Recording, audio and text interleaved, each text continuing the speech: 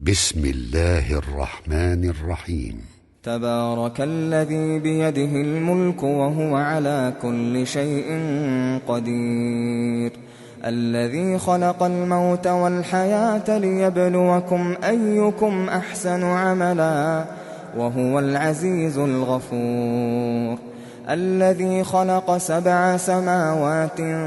طباقا ما ترى في خلق الرحمن من تفاوت فارجع البصر هل ترى من فطور ثم ارجع البصر كرتين ينقلب إليك البصر خاسئا وهو حسير، ولقد زينا السماء الدنيا بمصابيح وجعلناها رجوما للشياطين وأعتدنا لهم عذاب السعير، وللذين كفروا بربهم عذاب جهنم وبئس المصير، إذا ألقوا فيها سمعوا لها شهيقا وهي تفور تكاد تميز من الغيظ، كلما ألقي فيها فوج سألهم خزنتها ألم يأتكم نذير قالوا بلى قد جاءنا نذير فكذبنا وقلنا ما نزل الله من شيء إن أنتم إلا في ضلال كبير، وقالوا لو كنا نسمع أو نعقل ما كنا في أصحاب السعير، فاعترفوا بذنبهم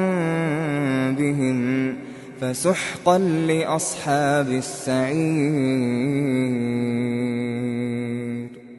إن الذين يخشون ربهم بالغيب لهم مغفرة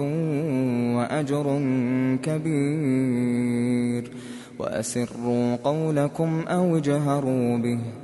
إنه عليم بذات الصدور، ألا يعلم من خلق وهو اللطيف الخبير، هو الذي جعل لكم الأرض ذلولا فامشوا في مناكبها وكلوا من رزقه وإليه النشور، أأمنتم من في السماء أن يخسف بكم الأرض فإذا هي تمور،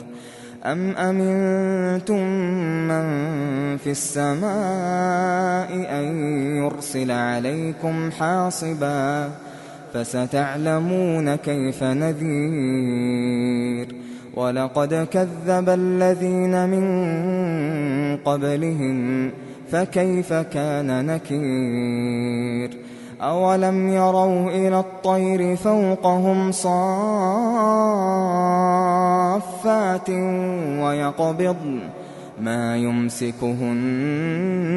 إلا الرحمن إنه بكل شيء بصير، أمن هذا الذي هو جند لكم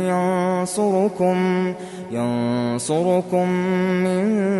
دون الرحمن إن الكافرون إلا في غرور، أمن هذا الذي يرزقكم إن أمسك رزقه بل لجوا في عتو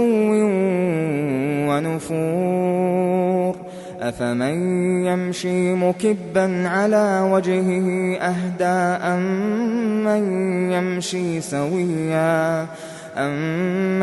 يمشي سويا على صراط مستقيم،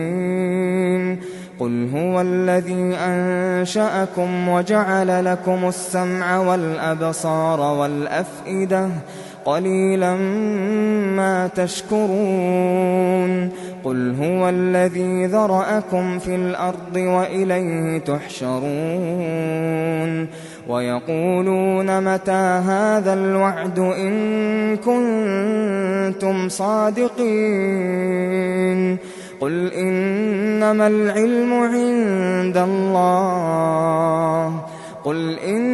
العلم عند الله وإنما أنا نذير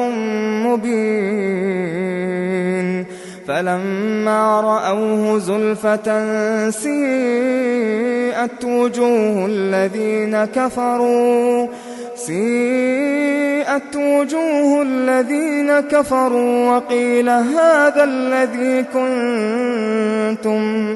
وقيل هذا الذي كنتم